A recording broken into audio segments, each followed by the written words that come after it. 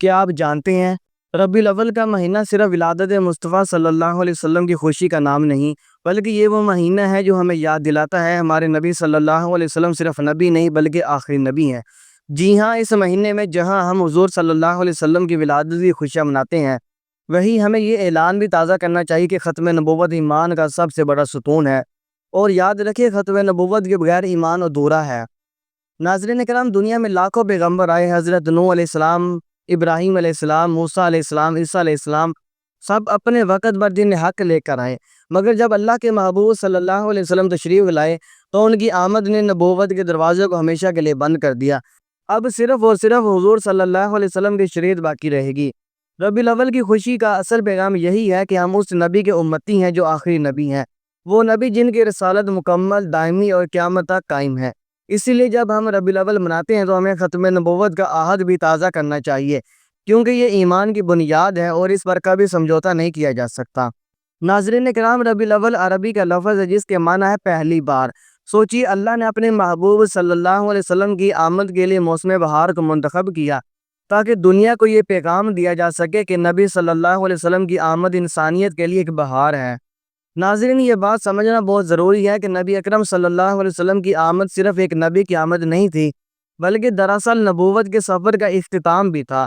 آدم علیہ السلام سے لے کر عیسیٰ علیہ السلام تک ایک طویل سلسلہ تھا۔ ہر نبی آتا، اپنی قوم کو راہ ہدایت دکھاتا، پھر دنیا سے رخصت ہو جاتا، لیکن جب ہمارے نبی آئے تو اللہ نے اعلان فرما دیا، محمد صلی اللہ علیہ وسلم تمہارے مردوں میں سے کسی کے باپ نہیں بلکہ اللہ کے رسول اور آخری نبی ہیں۔ سورۃ الاحزاب آیت نمبر 40۔ اس اعلان نے واضح کر دیا کہ اب نبوت کا دروازہ ہمیشہ کے لیے بند ہو چکا ہے، اب قیامت تک کوئی نبی نہیں آئے گا۔ اس لیے ربیع الاول کی خوشی کا اصل مقصد یہ نہیں ہے کہ ہم صرف ولادت مصطفیٰ صلی اللہ علیہ وسلم کو یاد کریں، بلکہ ان کے آخری نبی ہونے کے ایمان کو بھی دل میں تازہ کریں۔ ربیع الاول ہمیں یہ پیغام دیتا ہے کہ ہم حضور صلی اللہ علیہ وسلم کی ختم نبوت کے محافظ ہیں، ہم ان کی سنت کے امین ہیں، اور ہم قیامت تک اس عقیدے پر قائم ہیں کہ حضور کے بعد کوئی نبی نہیں آئے گا۔ ناظرین کرام، اگر ہم قرآن کریم کو غور سے پڑھیں تو ہمیں واضح طور پر یہ بات سمجھ میں آتی ہے کہ اللہ تعالیٰ نے بار بار اس بات کا اعلان کیا ہے کہ حضور نبی اکرم صلی اللہ علیہ وسلم آخری نبی ہیں، یعنی آپ کے بعد کوئی نبی نہیں آئے گا، اور یہ عقیدہ اسلام کی بنیاد اور ایمان کی شرط ہے۔ اللہ تعالیٰ نے فرمایا، ترجمہ: آج میں نے تمہارے لیے تمہارا دین کامل کر دیا اور اپنی نعمت تم پر پوری کر دی اور تمہارے لیے اسلام کو دین کے طور پر پسند کر لیا۔ سورۃ المائدہ آیت نمبر 3۔ جب دین مکمل ہو گیا تو پھر کسی اور نبی کی ضرورت باقی نہ رہی۔ اگر کوئی نبی آتا تو اس کا مطلب یہ ہوتا کہ دین ابھی مکمل نہیں تھا، لیکن اللہ نے خود فرما دیا کہ دین مکمل ہے۔ ایک اور مقام پر ارشاد فرمایا، ترجمہ: بڑی بابرکت ہے وہ ذات جس نے اپنے بندے پر قرآن نازل فرمایا تاکہ وہ تمام جہانوں کے لیے ڈرانے والا ہو۔ سورۃ الفرقان آیت نمبر 1۔ یعنی نبی کریم صلی اللہ علیہ وسلم کی رسالت عالمگیر ہے۔ آپ صلی اللہ علیہ وسلم صرف ایک خطے یا ایک وقت کے نبی نہیں بلکہ پوری کائنات کے لیے قیامت تک کے لیے آخری نبی ہیں۔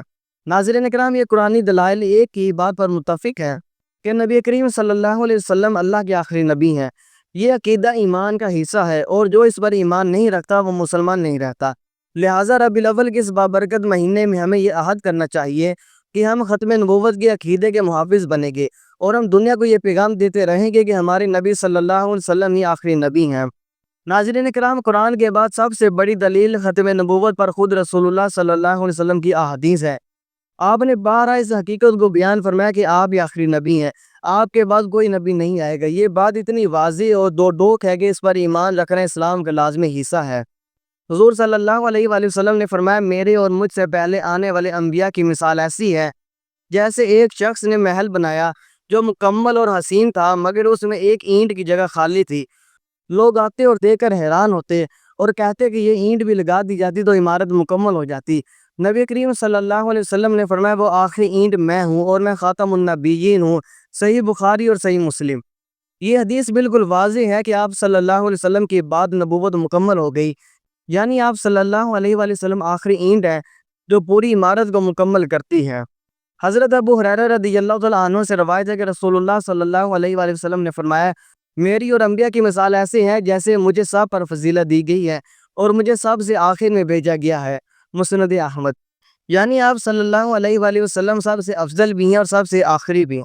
حضرت ثوبان رضی اللہ تعالیٰ عنہ سے روایت ہے کہ رسول اللہ صلی اللہ علیہ وآلہ وسلم نے فرمایا، ان قریب میری امت میں 30 جھوٹے پیدا ہوں گے، ہر ایک یہ کہے گا کہ وہ نبی ہیں، حالانکہ میں آخری نبی ہوں اور میرے بعد کوئی نبی نہیں۔ سنن ابی داؤد۔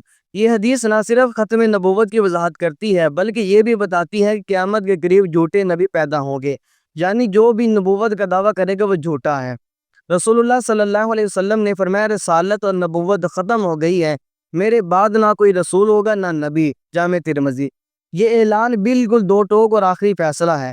ناظرین کرام، یہ چند احادیث اس بات کو روز روشنی کی طرح واضح کرتی ہیں کہ نبی کریم صلی اللہ علیہ وسلم کے بعد کوئی نبی نہیں آ سکتا۔ جو بھی نبوت کا دعویٰ کرے وہ جھوٹا اور کذاب ہے۔ ختم نبوت کا انکار ایمان سے خارج کر دیتا ہے۔ جھوٹے مدعی یعنی نبوت اور ان کا انجام۔ ناظرین کرام، جیسے میں نے بتایا نبی کریم صلی اللہ علیہ وسلم نے پیشین گوئی فرمائی تھی کہ آپ کے بعد جھوٹے نبی پیدا ہوں گے۔ تاریخ اس بات کی گواہ ہے کہ یہ بات حرف بہ حرف پوری ہوئی۔ سب سے پہلا جھوٹا مدعی مسیلمہ کذاب تھا۔ اس نے مدینہ منورہ کے قریب یمامہ میں نبوت کا دعویٰ کیا، لیکن اس کی حقیقت جلد ہی کھل گئی۔ صحابہ کرام علیہم رضوان اس کے خلاف کھڑے ہوئے اور حضرت خالد بن ولید رضی اللہ تعالیٰ عنہ کی قیادت میں جنگ یمامہ لڑی گئی۔ بالآخر مسیلمہ ذلیل اور خوار ہو کر مارا گیا اور تاریخ نے اسے ہمیشہ کے لیے کذاب کے لقب سے یاد کیا۔ اسی طرح یمن میں ایک عورت سجاد نے بھی نبوت کا جھوٹا دعویٰ کیا، لیکن کچھ عرصہ بعد اس کا پردہ بھی چاک ہوا اور وہ اسلام کے سامنے جھک گئی۔ اسی طرح بعد کے ادوار میں کئی اور جھوٹے اٹھے مگر سب رسوا اور ذلیل ہوئے۔ ان کی زندگیوں میں ایک لمحے کی عزت نہ رہی، کیونکہ قرآن اور حدیث دونوں صاف کہہ چکی ہیں کہ نبوت ختم ہو گئی ہے۔ ناظرین، یہ جھوٹے مدعیان نبوت ہمیں ایک سبق دیتے ہیں کہ جو بھی ختم نبوت کے مقابلے میں کھڑا ہوا وہ رسوا، ذلیل اور دنیا آخرت میں برباد ہوا۔ اس لیے مسلمان ہمیشہ ختم نبوت کی حفاظت کے لیے قربانیاں دیتے آئے ہیں اور قیامت تک دیتے رہیں گے۔ ناظرین کرام، وقت گزرنے کے ساتھ فتنوں کی شدت بڑھتی جا رہی ہے۔ آج کے دور میں بھی کچھ لوگ مختلف شکلوں اور نظریات کے ساتھ ختم نبوت پر حملہ کرتے ہیں۔ کبھی یہ دعویٰ کیا جاتا ہے کہ وہی اب بھی اتر سکتی ہیں، کبھی کہا جاتا ہے کہ نیا نبی اصلاح کے لیے آ سکتا ہے، اور کبھی جدیدیت کے نام پر ختم نبوت کو کمزور کرنے کی سازش کی جاتی ہے۔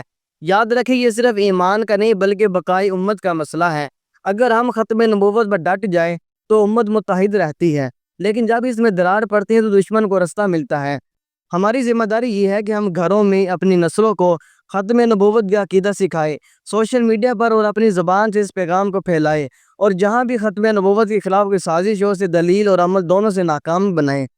ناظرین، ربیع الاول کا مہینہ ہمیں یہی سکھاتا ہے کہ ہم صرف ولادت مصطفیٰ صلی اللہ علیہ وسلم پر خوشیاں نہ منائیں بلکہ اپنے نبی صلی اللہ علیہ وسلم کی ختم نبوت کی حفاظت کو اپنی زندگی کا مشن بنائیں۔